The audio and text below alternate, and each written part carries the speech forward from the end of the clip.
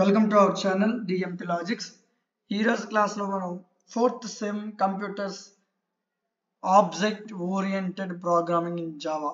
So దీని గురించి most important questions, ఒక 10 క్వశ్చన్స్ నేను చెప్తాను, జాగ్రత్తగా వినండి, స్కిప్ చేయొద్దు. 2 minutesలో క్లాస్ అయిపోతుంది. ఓకే, సరే.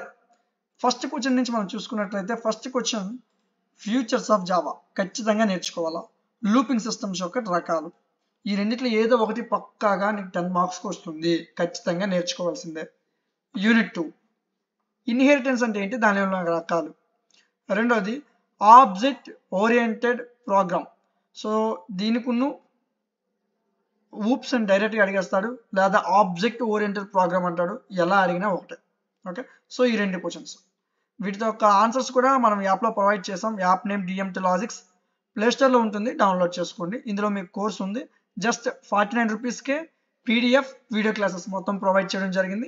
అక్కడ నుంచి మీరు ఈజీగా యాక్సెస్ చేసుకోవచ్చు. సరే, యూనిట్ 3కి వచ్చేద్దాం. ప్యాకేజ్ అంటే ఏంటి, ఎగ్జాంపుల్తో ఎక్స్ప్లెయిన్ చేయమంటాడు. ఇంటర్ఫేస్ అంటే ఏంటి, దాన్ని ఏ విధంగా ఇంప్లిమెంట్ చేయగలమని అడుగుతాడు. ఈ 2 చాలా ఇంపార్టెంట్, ఈ 2 నేర్చుకుంటే ఒకటి మీకు కవర్ అయిపోతుంది.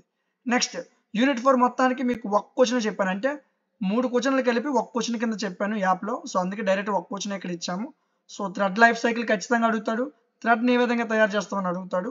సో ఎక్కువ రిపీట్ అయిన క్వశ్చన్, 99% ఈ క్వశ్చన్ వచ్చేస్తుంది.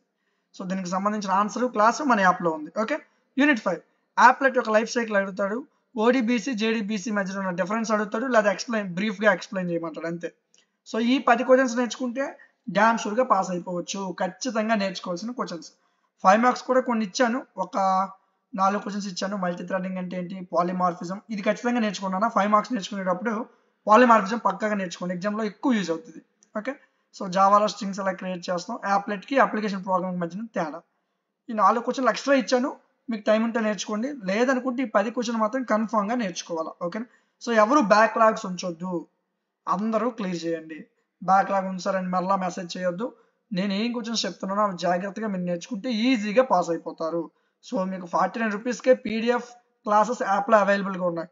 సార్ నేను 49 రూపీస్ కూడా కట్టుకోలేను అని అన్నట్లయితే నాకు యాప్లో మెసేజ్ చేయండి, ఖచ్చితంగా నేను మీకు ఫ్రీగా ఇస్తాను. ఓకే, సో అంతేగాని ఎవరు కూడా బ్యాక్లాగ్స్ ఉంచొద్దు, 49 రూపీస్ కోసం ఆలోచించొద్దు.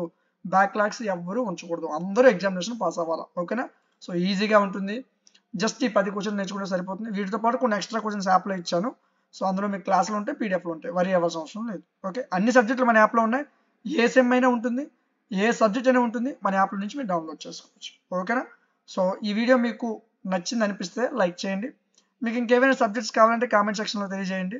మీ ఫ్రెండ్స్కి ఖచ్చితంగా షేర్ చేయండి అమ్మా. చాలా వరకు మన ఛానల్ యొక్క రీచ్ అనేది వెళ్ళడం లేదు, ఎందుకంటే అందరూ వీడియోస్ చూస్తున్నారు కానీ ఎవరూ సబ్స్క్రైబ్ చేయడం లేదు. సో మీకు ఇవి ఇన్ఫర్మేషన్గా అనిపిస్తే, మీ ఎగ్జామ్స్లో మేము హెల్ప్ అవుతున్నాం అనిపిస్తే మాత్రం సబ్స్క్రైబ్ చేయండి. ఓకేనా, సో ఇలాంటి మరిన్ని వీడియోస్ మిస్ అవ్వకుండా ఉండడం కోసం మన ఛానల్ సబ్స్క్రైబ్ చేసుకుని పక్కన బెల్ ఐకాన్ని ఆన్లో ఉంచుకోండి. Thank you.